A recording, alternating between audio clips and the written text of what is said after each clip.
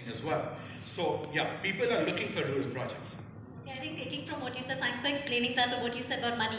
Obviously, that's a very important aspect. So, moving on to the finances, actually, I'm going to ask you what are the various ways when it comes to EB5 visas, the funds, how can they be used in financing the projects? As in, like, can you just elaborate on the So, the question? EB5 funds for Yes. financing projects.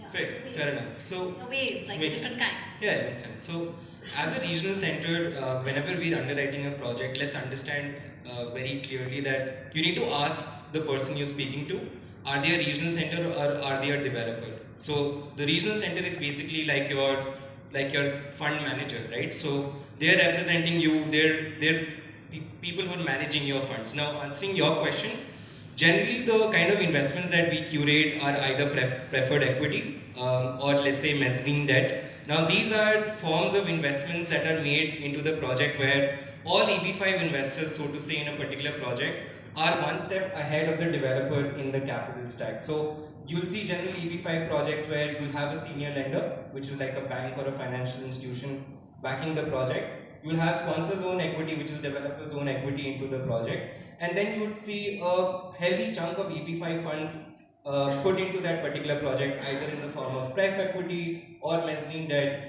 These are generally what we at USI have sort of preferred, but I'm sure there are other forms of investments that my fellow colleagues are sort of also dealing with. Okay, thanks, Akshat. Ruby, a question I think every investor or somebody who wants to invest would want to know is about the money, right? How do they get their money back and what are the timelines? How long does it take once the investment is made? Well, it would depend on a project to project basis, right? So you have to look at the underlying structure.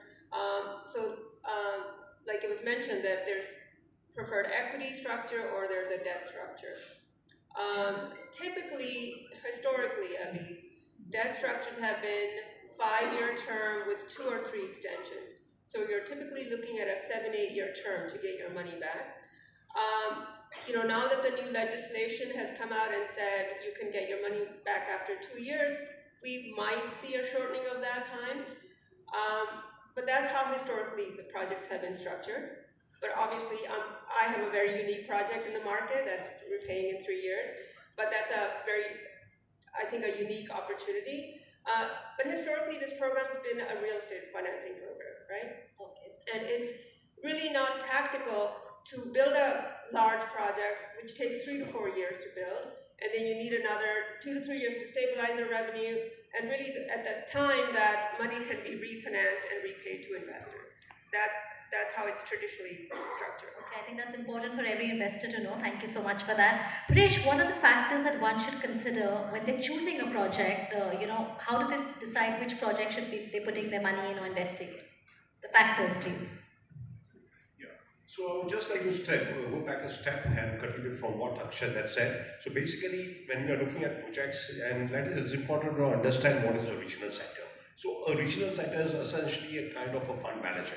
The structure of a regional center is very similar to what we have of a mutual fund over here. You have a mutual fund which is licensed by SEBI and regulated by SEBI. They will collect money from the investors and they deploy the money in various kind of assets. Similarly, a regional center is licensed by USCIS to collect money from the investors. It is regulated by USCIS. Apart from SEC, also there are other agency. And the objective of the regional center is to collect money from the investors, invest it in different regions, so promote economic development and create employment. And through that, we get the green card. So when we are looking at a regional center, a project for investment, you have to look at factors about the various parameters that we as investment advisors, when we are looking at project, we look at is what is the track record of the regional center, what is the management, what is the background they have, how big is the size, do they have systems and processes in place, etc. So that is done at the top level, at the regional center level. Then you come down at the project level. If there is a good regional center, what is the kind of project they have? It's not necessary that a good regional center will always have a good project, and it's not necessary that a not so good regional center will not have a good project. It can be other ways also. So we have to go down further and look at the project level. At the project level, we have to look at what is the size of the project, what is the track record of the developer whom they are financing, what is the financing structure, like other speakers said, it could be equity, it could be preferred equity, it could be debt. If it is a debt, what are the repayment terms? There is an underlying loan agreement, you have to look at the loan agreement. You also have to look at the capital stack. You also have to look how much skin the developer himself has in the project, how much money he is putting himself. Apart from this, there are various other technical factors that we look into it. There is an offering memorandum. It's like a prospectus which runs into hundreds of pages. We have to study that and look at various other factors, and then we can shortlist the project for investment. Okay, thanks. And since you've said various other factors, I would just quickly want to ask any of the other panelists if you all have any other factors. Want to add something to what Paresh? Sure. I think Akshat is wanting to say something. Yeah, I just had like a quick word. So I completely agree with, let's say, how Abhishek put it across, right? For an EB5 investor, you have two main concerns: security of capital and your green card. We've sort of broken both of them down with three simple questions each. In terms of security of capital, ask the regional center, do they have a senior lender in the project? Has the project begun construction? And is the developer who's making the project ever done an EB5 project in the past? So these are three good questions. When you ask a regional center, they can sort of give you a highlight about how secure the project is in terms of capital. Coming to the green card perspective, again, ask three questions. Number one, what is the total number of EB5 investors do you have in that particular project? What are the total number of jobs that you're going to be creating out of that project? And as of today, when you're meeting me, what are the total number of jobs that you've already created in the project?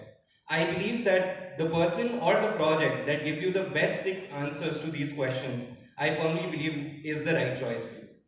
Okay, great. Any other? Yeah, Abhishek. Fabulously answered. You have covered everything. I would just wanted to add one thing. What Ruby explained, wonderfully explained. The only thing is that whenever I meet investors day in day out, and the biggest question that they have is, when will I get my money back? So the question should be changed. If you look into the fact, how will I get my money back? You will immediately on your own get the answer, when will you get your money back? So instead of focusing on the point that when will you get the money back, focus on the point, how are you going to get the money back? Look into the exit strategy. That's the most important thing for you. Instead of just focusing on the point that, okay, fine, I want my money as quick as possible, don't take risk. Go with a project wherein you have a solid exit strategy, that it might delay for a year, but you should get your money back definitely. Okay. So I think we've understood the factors. Ruby, you want to say something? Yeah, I think what Abhishek basically said, the bottom line is you have to evaluate, okay, if this is a 5-year loan term or a 7-year loan term, how is this developer or project sponsor going to have the cash available to pay all the EB5 investors, right? So that really requires evaluating the financial risk and looking at the projections and looking at valuations, future valuations. I have a very unique project, so I hate to talk about real estate too much, but typically in real estate, you have a senior lender ahead of you, so you really have to look at how much the senior lender has lent, how much is the EB5 people lend. So let's say you have $100 worth of value in a project, and you got 90% of it is leveraged.